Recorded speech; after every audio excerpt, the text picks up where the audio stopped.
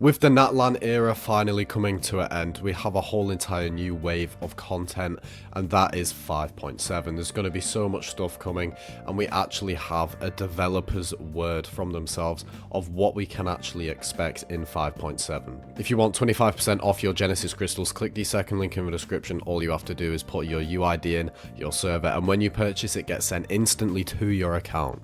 And if you want to win 16,000 Primogems for completely free, click the top link in the description. You just have to put a few details in and then you're entered. I do one of these giveaways every single month. Okay, so first of all, we're going to touch on the 5.7 banners that have actually been sort of half leaked and half not. Some of them are just speculated. So let's take a look anyway. Phase 1 will begin June 18th and will end on July 8th. For the confirmed character, we have Skirk. We obviously all know that by now, I feel like. And for the speculated, what speculated means, it's just people's assumptions and people basing off how Genshin usually rerun characters along with new characters coming out. So now that we know Skirk's entire kit, we can guess characters that may be paired up with her to make her better. And what Genshin or miHoYo like to do, they like to release rerun characters that have already generated a lot of money because they are a business. They need to hit a certain amount a month. But when you think of it like this, if they release a bunch of other expensive, high value S tier characters along with Skirk, it's going to confuse people. People are going to be like, well, what should I do? Should I pull for Skirk? Should I pull for Mavuika? It's a common strategy that they've always used, so expect to see the likes of Mavuika, Yelan, Mulanni, Citlali, or Kokomi, and that is all speculated, and we don't know which phases they're going to be in, or if they will be in at all. This is just based off how they have been rerunning characters, which characters may have good synergy with Skirk, and the current sort of patterns from miHoYo.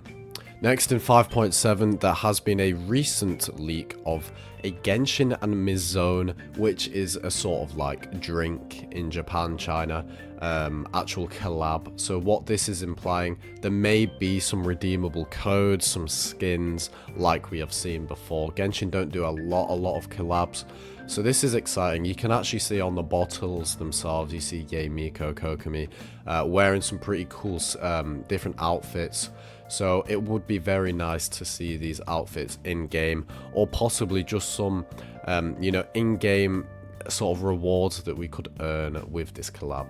Next, we actually have 5.7 endgame content. So if we take a look, there is actually going to be a brand new Spiral Abyss, or just Abyss being brought out. We don't know the exact name, but it is going to be some end game content. So there's actually going to be 3 teams, and it's similar to the current Spiral Abyss we all know and love. Well, sort of.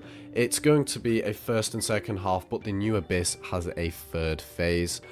So basically just more combat you're going to have to go through if you want to get more rewards. If there's going to be more combat, I can likely see there being more rewards, so this is always a win-win. We have some more information about the new Abyss, so you actually don't need to defeat the boss to earn all of the rewards. So it seems like this Abyss is going to kind of be like a endless sort of mode, or a mode that stretches on for a long amount of time, and you just need to reach a certain amount of damage, a certain amount, some certain target to reach all the rewards. And it says in a chat log statement, data mined from the game, that C1 New Villette, C2 Farina absolutely can't get full. Sorry, not in the data mines, just a chat log with, a leaker. And that means the boss can't be defeated, not that you must out for rewards, just like we've talked about. It also does mention the release date is unknown as of now, but we have heard recently from a lot of leakers in the community that they believe in 5.7 it may take place. So just take this with a grain of salt as for now. But it's exciting news regardless. And of course, in 5.7 we can expect Skirk, an absolutely amazing S tier character that is. So first of all, let's get into a whole entire kit. So first of all, obviously we will get into her elemental skill. It gains 40 points. She gains 40 points of Serpent's Cunning, then enters a 7-fold flash mode. In this mode, Skirk's normal attacks are enhanced. Serpent's Cunning points gradually decay over time, and when this the points reach 0, Skirk exits 7-fold flash mode. So what this is implying, she actually has a energy bar, and when this tops up and she gains max points, she enters a state where she's just completely like boosted. And then what she can actually do when the points reach 0, she exits it. So there is a limited time for this. It's going to actually tie into her elemental burst. So the elemental burst is called Ultimate Art Annihilation. Skirk's elemental burst does not consume elemental energy, but instead relies on Serpent's Cunning. When Skirk has at least 50 points of Serpent's Cunning, she can consume all of it to unleash her elemental burst. The burst damage dealt by the burst is increased based on the amount of Serpent Cunning consumed. So actually, when she has this bar, I'm guessing maxed out at 50, maybe you can get it to 100. She consumes it all to unleash her elemental burst, and you know, based, I'm guessing it might work, so 50 is the minimum that you can release the burst, but it may be the lowest amount of damage, and then there might be 100, so if you release at 100, deal more damage. Her passive talents are actually very amazing, and they tie into her skills incredibly. They're not just a waste. When a Hydro character in the party deals Hydro damage, or a Cryo character, excluding Skirk, deals Cryo damage, Skirk gains 1 stack of the Crossing of the Dead River, lasting 18 seconds. This effect can stack up to 3 timers, with each stack having its own duration. Each stack increases Skirk's normal attack damage in 7-fold flash mode by 10, 20, 70, and increases the damage of her burst, the Ultimate Art Annihilation, by 5.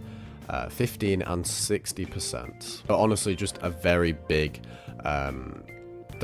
damage boost there with her talent. But what's really interesting, we just found out that the multipliers red in this passive talent are completely separate to the ones that she has anyway with her skill. So it basically adds on to the multipliers she already has, making those multipliers even more massive. This is why she's going to be an S tier character. Passive talent 2, when nearby party members trigger freeze, superconduct, cryo swirl, or cryo crystal reactions, a phantom rift is created near the enemy, and this can occur every 2.5 seconds, with up to 3 of Skirk's phantom rifts allowed on the field at once. And while in 7 flash mode, when Skirk's charge attack hits an enemy, she absorbs all nearby phantom rifts. For each phantom rift absorbed, Skirk gains 8 points of Serpent's Cunning. Okay, now we have the 5.7 dev that has released all of this information under his own discretion. This has been released by the Seal Leaks Telegram community, not community, the actual official channel. So what element is Talia? And that is actually Dahlia, they just translated it wrong. A 4-star Hydro support character focused on attack speed buffs. However, the boost to Skirk is minimal. So we all thought that Dahlia was going to be this huge support to Skirk. Now it's looking, it could be otherwise. Apparently she is going to be a very good support for Skirk nevertheless, so that is exciting. What does Skirk's weapon provide? 608 base attack and 33.1% crit rate, and it buffs both attack and crit damage. Does Skirk's state disappear when switching characters? So the state is referring to the 7-fold flash mode when she reaches 40 points of Serpent's Cunning, where she gets the big boost. It doesn't disappear, but it will decay over time even while she's off field, so that bar will decrease until it depletes completely to 0. Guys, click the bell next to my name, turn it on all so you never miss a Genshin video. I post a Genshin video every single day. Thanks so much for watching. Please subscribe. Comment down something below that you enjoyed about this video. Thanks so much for watching. I'll see you in the next one.